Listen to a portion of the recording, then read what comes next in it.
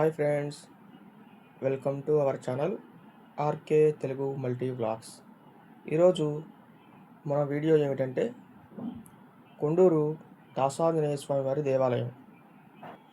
ఈ యొక్క దేవాలయం చాలా పురాతనమైనటువంటి దేవాలయం అన్నమాట. అయితే ఇక్కడ పూజారి గారు కూడా వాళ్ళ పరంపరగా అంటే వాళ్ళ తాతల ముత్తాతల నుంచి వంశపార్యపర్యంగా ఈ యొక్క దేవాలయాన్ని చేస్తూ వస్తున్నారన్నమాట. అయితే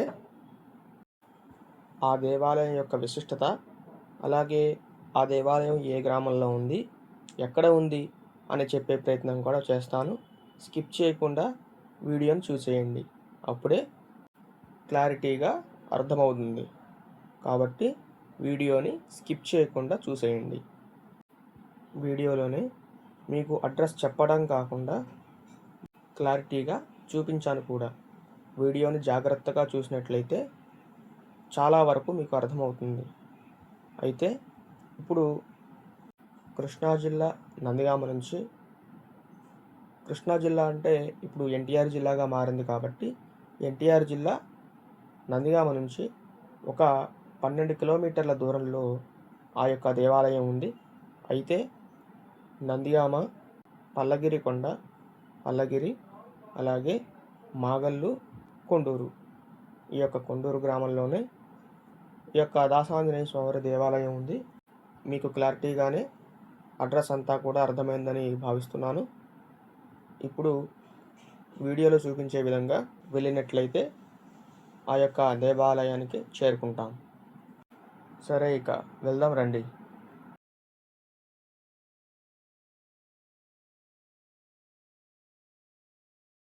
ఇందాక చెప్పిన విధంగా ఇప్పుడు మాగళ్ళకు వచ్చేసాం. ఈ యొక్క మాగళ్ళ నుంచి ఒక 2-3 కిలోమీటర్ల దూరంలోనే మనం వెళ్ళేటువంటి ఊరు వచ్చేస్తుంది. అక్కడికి వెళ్ళాక మిగతా విషయాలు చెప్తాను.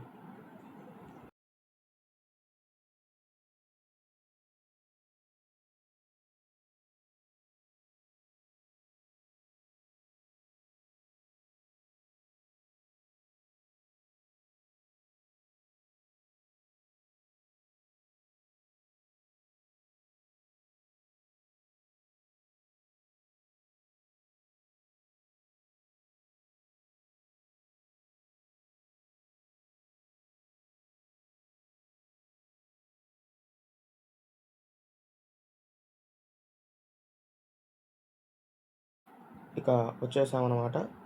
ఇక్కడ నుంచి రైట్గా వెళ్ళినట్లయితే మధుర వెళ్తాం అనమాట. అలా కాకుండా ఇలా ఊర్లోకి స్ట్రైట్గా వెళ్ళిపోవాలి. ఇక్కడ చూసుకున్నట్లయితే మనకు ఇరువైపులా కూడా ఎంతో పచ్చని వాతావరణం కూడా కనిపిస్తూ ఉంది. చాలా ప్రశాంతంగా ఉంది అన్నమాట ఇక్కడ వాతావరణం అంతా కూడా. ఇక్కడ నుంచి ఒక 1 కిలోమీటర్ లోపలికి వెళ్ళినట్లయితే మనకు ఆ యొక్క దేవాలయం వస్తుంది. ఏదైనా పల్లె వాతావరణమేనండి. చాలా ప్రశాంతంగా ఉంటుంది. మన సిటీలో లాగా పొల్యూషన్స్ ఇలాంటి ప్రాబ్లమ్స్ ఏమీ ఉండవు. చాలా ప్రశాంతంగా ఉంటుందన్నమాట. ఇలాగా ఇంకా కొంత దూరం లోపలికి వెళ్ళాలి. ఇక్కడ స్ట్రైట్గా వెళ్ళినట్లయితే ఇక్కడ కొన్ని పార్టీ విగ్రహాలు ఉంటాయి అన్నమాట. ఇక్కడ నుంచి లెఫ్ట్కి తిరిగి అలా ఇంకొంచెం ముందుకు వెళ్ళాక ఇక్కడ బొడ్డురాయి వస్తుంది. అంటే నాభిశల అంటారు కదా, అది బొడ్డురాయి. ఆ బొడ్డురాయి దగ్గర నుంచి స్ట్రైట్గా వెళ్ళినట్లయితే మనం వెళ్ళేటువంటి దేవాలయం వచ్చేస్తుంది.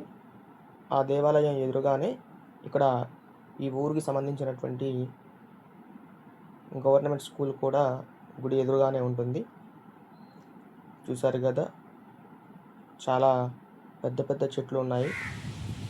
ఇవన్నీ కూడా చాలా పాతవి, ఎప్పటి నుంచో పూర్వకాలం నుంచి ఉన్నటువంటి చెట్లు ఇవన్నీ కూడా.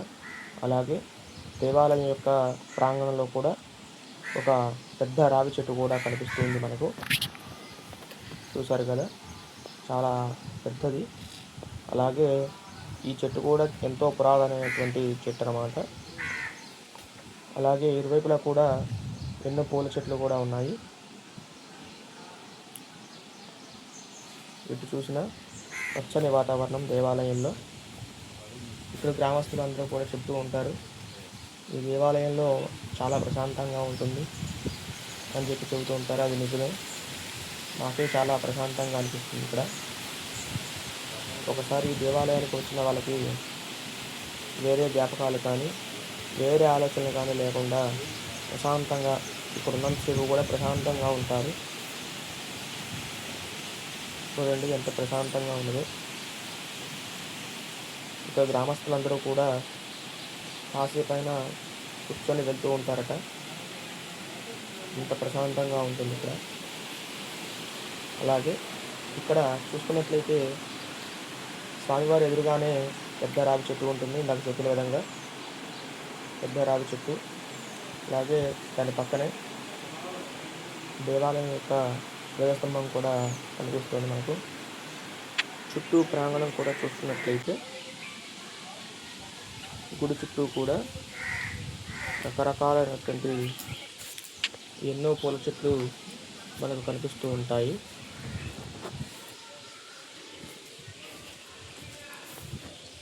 ఇందాక మీకు చెప్పిన విధంగా ఈ యొక్క దేవాలయంలో విశేషం ఏమిటంటే రావి చెట్టుకి అలాగే వేప చెట్టుకి అప్పట్లో కళ్యాణం జరిగిందని చెప్పాను కదా. ఇక మనం చూసుకున్నట్లయితే ఇప్పుడు కూడా ఇక్కడ రావి చెట్టు వేప చెట్టు కలిసి ఉన్నటువంటి దృశ్యాన్ని మనం చూడవచ్చు. ఇక్కడ శనివారాలు, మంగళవారాలు ఈ యొక్క దేవాలయంలో విశేషంగా స్వామివారికి అలాగే ఈ యొక్క రావి చెట్టుకి కలిపి ప్రదక్షిణలు చేస్తారు. అలా చేసినట్లయితే దోషాలన్నీ కూడా తొలగిపోతాయని చెప్పి ఇక్కడ ప్రసిద్ధి.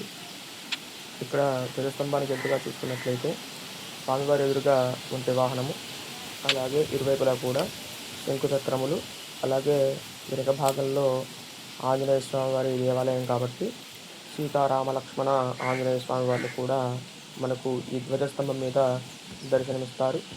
స్వామివారికి ఇష్టమైనటువంటి వాహనం ఒంటె వాహనం కాబట్టి ధ్వజస్తంభం మీద ఎదురుగా ఒంటె వాహనం మనకు దర్శనమిస్తుంది. అలాగే ఇక్కడ ఒక పెద్ద మారేడు చెట్టు కూడా కనిపిస్తుంది మనకు. ఇక్కడ మారేడు చెట్టుకి ఎన్నో మారేడు కాయలు ఉన్నాయి.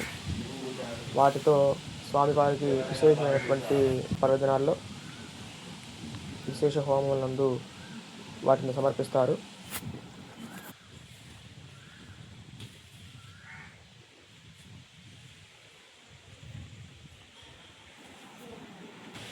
చూడండి ఇక్కడ బిల్వదళాలు కూడా ఎంత బాగున్నాయో.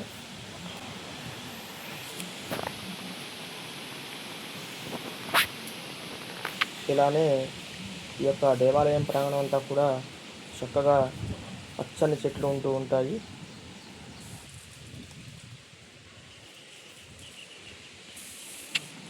ఇక్కడ మనం చూసుకున్నట్లయితే ఉసిరి చెట్టు కూడా కనిపిస్తూ ఉంది.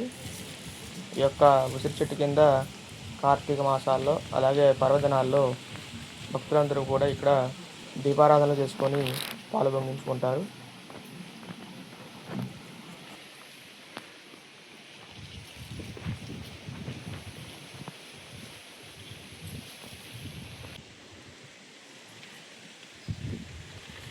ఇక్కడ కూడా మరొక రావి చెట్టు ఉన్నది.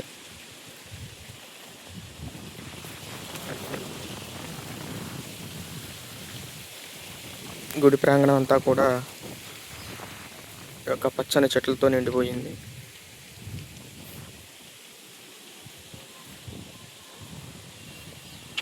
ఇక్కడ భక్తులు ఎవరైనా వచ్చినప్పుడు కూర్చోవడానికి వీలుగా సిమెంట్ బెంచులు కూడా ఏర్పాటు చేయడం జరిగింది.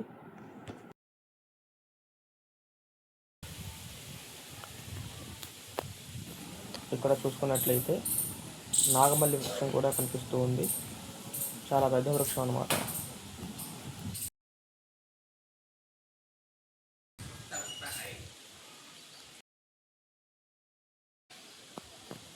ఇవన్నీ కూడా ఎంతో పురాతనమైనటువంటి వృక్షాలు అన్నమాట. వీడియోలో సరిగ్గా అర్థం కావట్లేదు, కానీ ఆ ప్రాంగణంలోకి వెళ్తేనే తెలుస్తుంది అనుభూతి. చాలా ప్రశాంతమైనటువంటి వాతావరణం.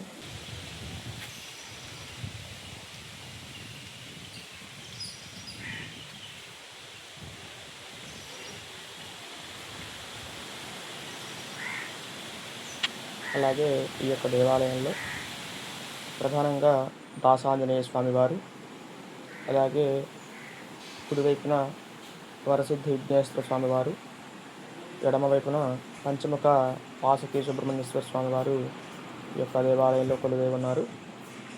ముందుగా వరసిద్ధి విఘ్నేశ్వర స్వామివారు, అలాగే దాసాంజనేయ స్వామివారికి ప్రీతికరమైనటువంటి వాహనం ఒంటె వాహనం కాబట్టి ఇక్కడ స్వామివారి ఎదురుగా మనకు ఒంటె వాహనం దర్శనమిస్తుంది. మరోవైపు పంచముఖ వాసుకి సుబ్రహ్మణ్యేశ్వర స్వామివారు చాలా అద్భుతంగా కనిపిస్తూ ఉంటారనమాట. మరలా ఇక్కడ చూసుకున్నట్లయితే దాసాంజనేయ స్వామివారి యొక్క ద్వారపాలకులు ఇరువైపులా ఉంటారనమాట. ఆ తర్వాత ప్రధానమైనటువంటి స్వామివారు దాసాంజనేయ స్వామివారు. కానీ ఇక్కడ దాసాంజనేయ స్వామివారు ఎంతో అద్భుతంగా మనకు దర్శనమిస్తూ ఉంటారు. స్వామివారిని ఒక్కసారి చూసినట్లయితే అలా కళ్ళల్లో ఉండిపోతారన్నమాట స్వామివారు. అటువంటి సుందరమైనటువంటి విగ్రహం స్వామివారిది. ఎంతో ధీటుగా కనిపిస్తూ ఉంటారు. చాలా శక్తివంతమైనటువంటి స్వామివారు ఇక్కడ. స్వామివారి దగ్గరే భవానీ శంకర స్వామివారు కూడా కొలువై ఉన్నారు. ఇక్కడ వంశపారంపర్యంగా వస్తున్నటువంటి పూజారి గారిని కనుక్కొని ఈ దేవాలయం యొక్క విశిష్టత తెలుసుకునే ప్రయత్నం చేద్దాం. జై శ్రీరామ్. శ్రీరామ రామ రామేతి రమే రామే మనోరమే సహస్రనామ తత్తుల్యం రామనామవరాననే. జై శ్రీరామ్. ఇది నందిగామ మండలం, ఎన్టీఆర్ జిల్లా, కొండూరు గ్రామం. మధురపోయే రూట్లో, నందిగామ నుంచి మధురపోయే రూట్లో ఉంటుంది. ఊరు పక్కగా రావాలి రోడ్డు నుంచి. ఈ యొక్క ఆంజనేయ స్వామి దేవాలయం దాదాపుగా 1000 సంవత్సరాల పూర్వం కట్టినటువంటి దేవాలయం. అయితే జీర్ణావస్థగా రావడంలో కొద్దిగా రీసెంట్గా కొద్దిగా మరామతులు కొద్దిగా దేవాలయం ప్రతిష్ట జరిగింది. అయితే ఇక్కడ స్వామివారు ఎంతో శక్తివంతమైన స్వామివారు. సంతానం లేని వాళ్ళు అక్కడికి వచ్చేసి నమస్కారం చేసుకున్నట్టయితే వారి మొక్కులు అన్నీ కూడా తీరి సంతానం కలుగుతుంది. వివాహం కాని వారు వచ్చేసి నమస్కారాలు చేసుకున్నట్టయితే, మొక్కులు ఉన్నట్టయితే వివాహం జరుగుతుంది. అయితే ఇక్కడ ప్రతి సంకటహార చతుర్థికి ఇక్కడ విఘ్నేశ్వర వరసిద్ధి వినాయక స్వామి వారు ఉన్నారు. ఇక్కడ పంచముఖ నాగేంద్ర స్వామి వారు ఉన్నారు. దాసాంజనేయ స్వామి వారు ఇక్కడ వెలసిల్లు ఉన్నారు. 1000 సంవత్సరాలు బట్టి కూడా అదే విగ్రహం, అదే స్థానంలో ప్రతిష్ఠ జరిగింది. అప్పట్లో ఒక 11 రోజుల పాటు దీక్షలు చేసి ప్రతిష్ఠ చేయడం జరిగింది. సంకటహార చతుర్థి రోజున విఘ్నేశ్వర స్వామి వారికి అభిషేకములు, హోమాలు జరుగుతాయి. పంచముఖ నాగేంద్ర స్వామి వారికి ప్రతి నెలలో అమావాస్య వెళ్ళిన తర్వాత షష్ఠి రోజున అభిషేకం జరుగుతాయి. దాసాంజనేయ స్వామి వారికి ప్రతి నెలలో కూడా పూర్వభాద్ర నక్షత్రం రోజున అభిషేకం జరుగుతూ ఉంటాయి. ఎంతోమంది భక్తులు వచ్చి వాళ్ళ కోరికలు తీర్చుకుంటూ స్వామివారికి అభిషేకం చేయించుకుంటూ ఉంటారు. ఈ యొక్క స్వామివారు దేవాలయం అనేది ఇక్కడ కొంచెం ఊళ్ళో ఊరు పెట్టి ఉండటంలో ఇక కొంచెం జనాలు తెలియకపోవచ్చు భక్తులందరికీ కూడా. ఇక్కడ స్వామివారు ఎంతో ఇష్టమైన స్వామివారు అని చెప్పని ప్రకాశించుతూ ఇక్కడ అందరికి కూడా వాళ్ళ కోరికలు తీర్చుకుంటూ స్వామివారు ఇక్కడ విరాజిస్తూ ఉన్నారు.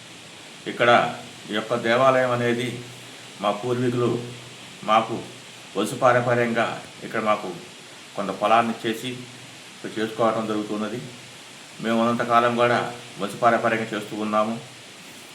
ఇప్పుడు మాది 3వ తరం నుంచి వస్తూ ఉన్నది. నా తర్వాత మా పిల్లలు అట్లా చేసుకుంటూ వస్తూ ఉన్నాము.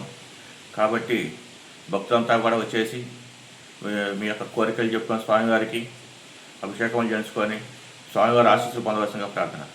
జై శ్రీరామ్. ఇదండి దాసాంజనేయ స్వామి వారి యొక్క దేవాలయము.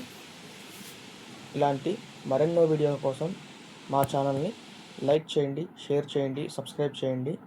అలాగే మీ అమూల్యమైనటువంటి అభిప్రాయాల్ని మాకు కామెంట్ రూపంలో తెలియజేయండి. Thank you.